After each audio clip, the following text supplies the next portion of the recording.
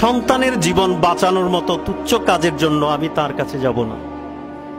পরে জিয়াউল হক মাইজভান্ডারী দুনিয়াতে এসেছিলেন। তো এখন বাবা ভান্ডারীর কাছে যাওয়ার জন্য দেলোয়ার হোসেন মাইজভান্ডারীকে বললেন, আপনার ছেলে এই অবস্থা, কাহিল অবস্থা, চলেন বাবা ভান্ডারীর কাছে যাই, মানে গোলামুর রহমান মাইজভান্ডারীর কাছে, নানার কাছে নিয়ে যাই। তো দেলোয়ার হোসেন মাইজভান্ডারী উত্তর দিলেন যে সন্তানের জীবন বাঁচানোর মতো তুচ্ছ কাজের জন্য আমি তার কাছে যাব না, ইচ্ছে হলে আপনি যান। মানে ছেলের নানিকে, বড় নানি, তার যে নানি আছে, নানির বড় বোন সৈয়দা রাবিয়া খাতুন,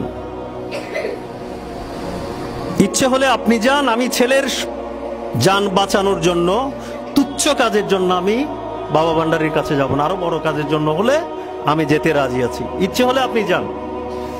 উনি গেলেন না, পিতা গেলেন না, কিন্তু নানি তো এটা সহ্য করতে পারছেন না।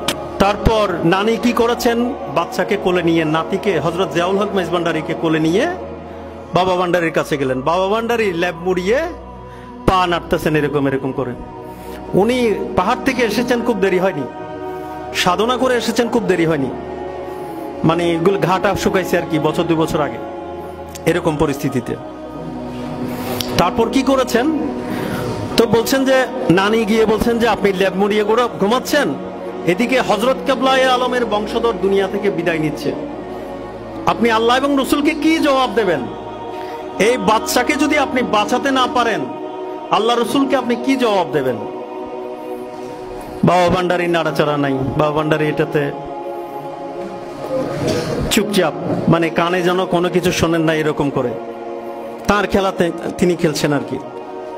তারপর কি করেছেন, আবার বলছেন আপনি যে পাহাড় থেকে কাটা ফুটে আসছিলেন, রক্তাক্ত হয়ে আসছিলেন, গা থেকে যে পুষ বের হচ্ছিল, সেবা যত্ন করে মানুষ করেছি, মানে আপনাকে সুস্থ করে তুলেছিলাম আমি তখন আপনার কাছ থেকে কিছু চাই নাই, আজকে আপনার কাছ থেকে আমি একটা জিনিস চাইবো, এই সন্তানকে, এই নাতিকে আপনি সুস্থ করে দিবেন। বাবা ভান্ডারী তখন একটু নাড়াচাড়া করলেন, তার ভিতরে ওনাকে নাড়া দিতে পেরেছেন। এই কথা বলার পর উনি একটু নড়ে চড়ে উঠছেন।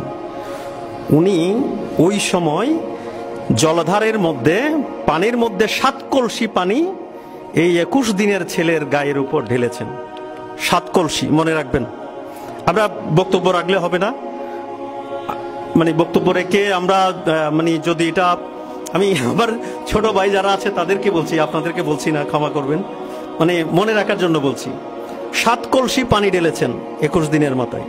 3 7 21, কোন রকমের হিসাব আছে কিনা জানি না, ওনাদের আধ্যাত্মবাদের কোনো খবর আছে কিনা, হিসাব আছে কিনা জানি না।